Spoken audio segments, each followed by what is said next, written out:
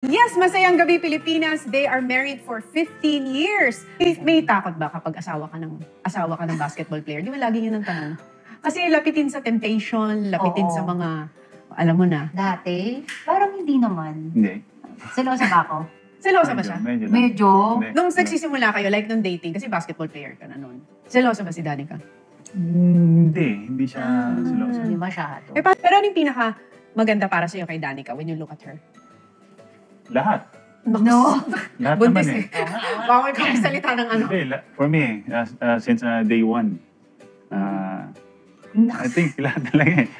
So paano kayo pinakilala sa isa't Ayun, isa? hi. I-demo nga natin. Parang, hi. Suplada to nung una.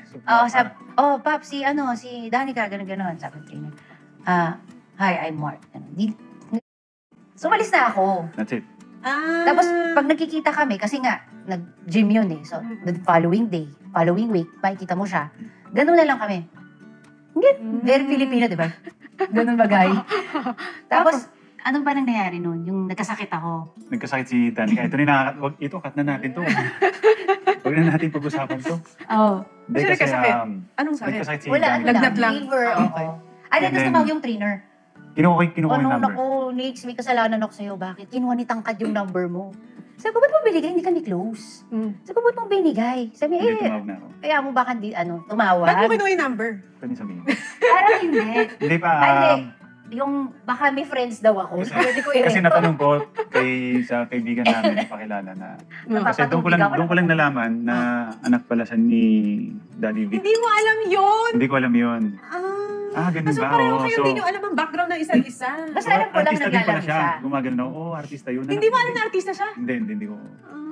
So, yun, sinearch ko yung pangalan niya. Okay, ito yung background niya. So, okay. Nasa isip ko ng time na yun, siyempre, kakabreak namin ng girlfriend ko. Siguro marami itong kaibigan. May pa-intention. Oo. Kasi natakot ako eh. Oo. Na anak pala ni Daddy, tas anak pala ni... ni Bossing, tsaka parang ni Miss Dina mahirap Bonneville. ligawan. Pag ganun yun sa isip ko. Pero yun na lang, siguro marami kaibigan to na Pwede i-reto sa'yo. kakaibiganin ko, ganun. Pero ang maganda naman yung intention ko talaga na gusto ko talaga makipagkaibigan sa kanya. So, tinext mo muna siya. yung time na yun, Hindi, tumawag tawag ako. agad. Diba? Feeling close. And then, sabi ko, balita ko, may lagnat ka daw. Gusto mo dalang kita ng gamot. Uy, yung mga kasimple naman yung mga ano. Gamot agad? Oo, Tapos, so ano. parang, uy, sino to? Si Mark. Mark English, Sa gym. Sa gym. Ganyan. Oo, nagtatagalog ka pala. Oo Kasi naman, diba, hindi siya mukhang So sabi ko, yes, nagtatagalog. nagtatagalog ako. Ilocano pa nga ako eh. Alam ko mag-Ilocano. Akala ko hindi ka nagtatagalog. Hindi, talaga ako. Lumaki ako sa Pangasinan doon. Inopen ko na sa kanya lahat. Hindi naman lahat. Inopen ko na Hindi sa naman, kanya. pero parang sobrang yung Ilocano bland. ka? Ilocano. So nagsasalita ka ng lingwahe nila? Yes. Parinig nga. Paano? Nagmayat kayo nga duwa. Ano yun? Maganda kayong dalawa. Sobrang yung fluent. Also with Pangasinense language. So, nagulat ako. Tapos di after nun, yung nagkita kami ulit sa gym, nung okay na ako. Sumama siya, magkaka-cafe kami ng friends ko. Yun na, doon na nag-umpisa yun na, hang out as friends. Pero hindi Sama ako sa inyo. hindi kami lumabas na kami dalawa lang. Talagang may kasama talaga. Kailan pumasok yung naging crush mo na siya? Yung time na sinundan ko siya sa Boracay. Wala nang Hindi, nag-ano muna tayo, yung nagpaalam ka muna, yung pwede ka pumunta sa taping. Yun yung unang-una. Yun yung una. Pero yun talagang may naramdaman na ako. Nung sumunod ako sa Boracay talaga. Hindi, pero tatanong ko muna. Nung nagpaalam ka na pupunta sa taping, pumunta siya talaga? Oh, tapos Pumunta talaga. sabi mo sa dad mo, sabi ko, May dala nga pa akong bulaklak nung time na yun. May dala kang bulaklak May nung dalang nakita mo siya? bulaklak. Pinagtawanan lang ako ni Jose. Bakit? Dahil amoy patay. Parang nagpaparinig. Bossing, amoy patay dito. Gumagano si Jose talaga. may patay ba dito? So parang down na down ako. Ano ba itong ginagawa ko? Ganun na ganun na time na yun. Ba't yung may dalang bulaklak? Gusto ko lang may something na talaga. Parang ganun. Oh, so nagpunta Hindi, siya ng umarap na siya nun kay mommy before that. So, dinner. Sabi nga niya, mas kinabahan siya kay mommy eh. Nung una, syempre, boyfriend pa lang eh. Hindi pa siya takot. Pero nung parang medyo sumiseryoso na, syempre, wina-warningan niya ako. Kasi, magkakasundo kayo niyan. Kaya, parang syempre, magkaiba kayo ng background. Takot din si mami nung time. Takot siya na, anong gagawin niya? Ano, Paano may kung natapos papakain yung ko? basketball niya? Syempre, nanay eh. Kaya kanya buhayin? Ganito, ganyan. Talagang diretso. Na naiintindihan ko naman kasi nanay eh. 'Di ba? Na, tapos nung naging kami, may pinuntahan kaming wake sa Pangasinan. Sabi niya, ngayon makikita mo na talaga kung saan ako lumaki para maniwala ka. So, dumating kami doon kung saan nakaburol yung uncle niya. Nakita ko yung bahay kung saan sila nakatira. hindi ko ano paano sila nagkasya doon. Para sa akin kasi, mas magiging okay yung pagkikitungo sa kanila kung alam din nila yung kung ano yung background ko. Dahil ayaw ko rin kasi magyabang. Ayaw ko na porket basketball player ka, isipin nila okay yung buhay mo. Kasi karamihan sa mga players din talaga is nanggaling din sa sa wala. So, yun, inopin ko talaga sa kanila dahil ayaw kong may sa kanila, may tago, parang gano'n. So, nasabi ko sa kanila lahat. Sinabi ko sa kanila lahat kung saan ako nanggaling, kung ano yung trabaho ko before. Parang, yun nga, kargador, gano'n, and then lumaki lang ako sa palengke, gano'n. So, ayaw ko lang ng yung magyabang sa kanya.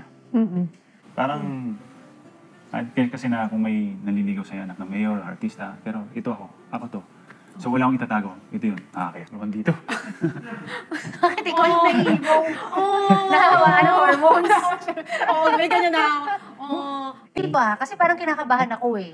Hindi, naawa ako. Pero parang inisip ko, Parang ako yung buntis dito. inisip ko, Ikaw nag-emotion. inisip ko, paano kaya? Oo. Nakakatouch naman. Totoo yan. Hindi kasi siguro naalala niya yung mga Pati, nakaraan. pati pagkain ni Dani kami sa gabi, ako yung kumakain ng ice cream. Tumabang ako dahil dyan eh. Ikaw ang naglihi. Ako yung Alam mo naglihi. siya yung naglihi. Kasi ayaw niya yung nagsasayang ng pagkain. Kasi Oo. naranasan niya yung kumain ng panis, yung mga ganon. Oo nga. Yun ang tinuturo ko sa mga anak ko ngayon. Oo, so Na parang, kung ano yung meron tayo ngayon, pag ano nyo, kumbaga, ingatan nyo yun kasi sa akin, hindi ko naranasan ng kumain dati ng masasarap. Oo. Ayaw. Parang sobrang opposite ng background ninyo, no? Ng Super. life nyo. Ikaw, Tama. you grew up, na okay yung buhay mo, comfortable. Oo. Tapos narinig mo na, ganito pala ang naging buhay niya nung lumalaki siya. So, nung na-witness mong lahat yon na ito pala yung humble beginnings niya, dito siya talaga nagsimula, naiba na yung pagtingin mo sa kanya? parang na-appreciate ko na nakahanap ako ng tao na yung hindi niya kinakahiya where he came from. So, nung may mga nagde-discourage sa akin, nung na-engage na kami na, Danica, sure ka ba dyan? Baka mamaya, after basketball, babo na kayo. Yung mga ganon. Baka naaano ka lang kasi player siya, pero pag ang layo ng background niyo, ganon. Parang doon ako lalong na-secure na, hindi. Dahil alam kong grabe yung pinagdaanan niya in life. Alam kong he's very resilient. Alam kong hindi to bibigay ng basta-basta. Kasi marami na siyang mas masasakit na pinagdadaanan eh. So alam kong ipaglalaban niya ako. Yun yung nagpa-stick sa akin sa kanya na palaban to. Ano yung pinakaminahal mo sa kanya? Kung bakit yung talagang wala na, yung na-in-love ka na? Yung una, yung nakikita ko yung priority niya talaga, yung sobra yung hardworking, yung disiplina sa trabaho. Yung minsan, lahat nagkakasiyahan, pero pag nag-alarm na yung relo niya, he'll leave. Yung may ganun. Yung, tapos nakaplano talaga siya, like sinabi niya, just in case ikasal tayo, ito yung gagawin ko muna. Tapos sinettle niya muna sila lahat, like sila mama, inayos niya muna yung bahay nila mama sa Pangasinan, yung relatives, ganun. So, sabi ko, sige, willing naman ako na mag-wait yung gano'n na. Tapos after kami na yung mag-build. Sinabi niya yun sa'yo? Oo na, ito muna, hindi muna tayo makakapagbahay, kondo muna. Tapos ito yung iipunin ko, ganito, hanggang ngayon, gano'n siya. Kahit as small as yung kunwari, ito, jukebox. Pangarap niya magka-jukebox. Sasabihin pa niya yun, bibili ako ng jukebox. Pero parang, i-gather niya yan. Siguro yung Ilocano side, na parang, para may panggasto siya doon. Paano mo nasabing si Danica yung the one nung nagde-date na kayo? Yung parang naman sabi na, ay, papakasalan ko na to. Ito na talaga. Nahanap ko na. Magiging nanay ng anak ko. May araw talaga, totoo talaga. May mga araw talaga na pumapasok talaga sa isipan na hindi mawala. Hindi, talagang kahit sa pagtulog, kulang na lang parang badoy, di ba? Badoy, parang Danica, gano'n. Ganyan. And then, may mga naging girlfriend ako, yes. Mga 3 years kami, gano'n. Pero, iba yung pakiramdam ko nung si Danica na yung dumating sa akin. Na, hindi ko naman sinasabi na pero iba yung saya. Iba yung, kumbaga, nagpaplano na ako kahit hindi ko pa siya girlfriend. Gano'n. So, yun siguro rin. And, pinag-pray ko rin na, Lord, kung hindi si Danica, tanggalin mo na sa future. Pero nagulat ako, kasi sabi ko parang kakakami pa lang, mga ilan months pa lang. Tapos nag-propose na. Pero gusto ko siya syempre. I mean, nag-look forward ka naman lagi sa ganun, di ba? Tapos, napaano pa ako nung, tika lang. Pero parang wala din akong makitang reason why not. So, nung yung mga kumukontra, parang why? Parang nasa probinsya. Yung mga ganun. Actually, si ate natakot din nung sabi kong... Ayaw din ng family niya sa akin. Dahil iba yung level ng buhay nila, baka kasi matahin Hindi siya ka nila, makisama. o baka kung hindi mo maibigay yung gusto nila, baka iwan ka, ganun. Alam mo naman yung buhay natin.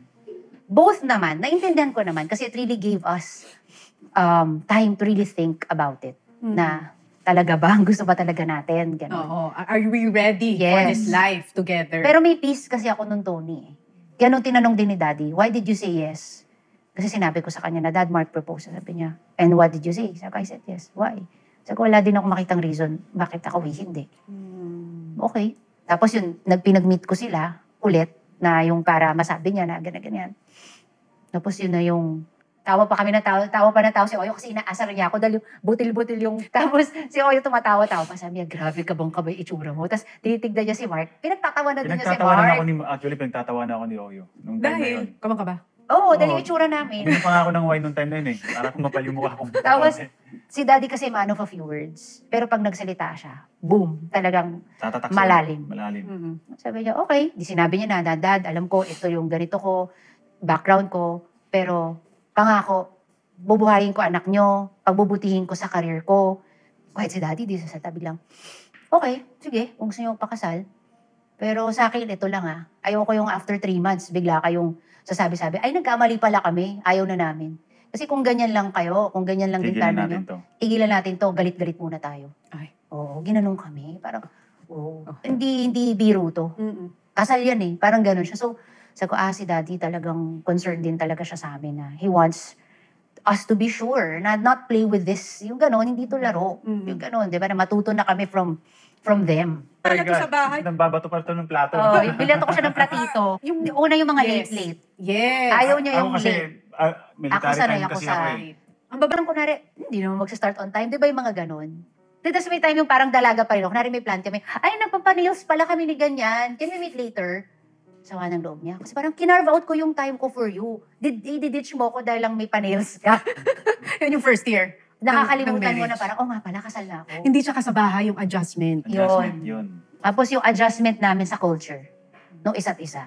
Nakilala ko yung daddy ko na nabuo yung pagkatao. Paulit-ulit kong sinasabi yun sa lahat ng mga interview na nabuo talaga yung pagkatao ko dahil kay Danica. Dahil na hanap niya yung dad ko. Ang sarap pala ng feeling. Sabi, walang iiyak Alam mo, ikaw talaga. Kakatabayan Hindi, ang sarap talaga ng feeling kasi Daddy kasi yun. nung, Lalo sa lalaki. nung bata kasi ako, may mga kaibigan akong tumatawag na ampun sa akin. Masakit para sa akin yun. Parang inisip ko, syempre lahat naman tayo may mga past na napagdaanan, di ba? So, maganda kasi, masettle mo muna bago kayo ikasal para lang wala kang baggages. Thankfully, pumayag siya, pero parang half-hearted. Gusto ko lang malaman kung patay or buhay.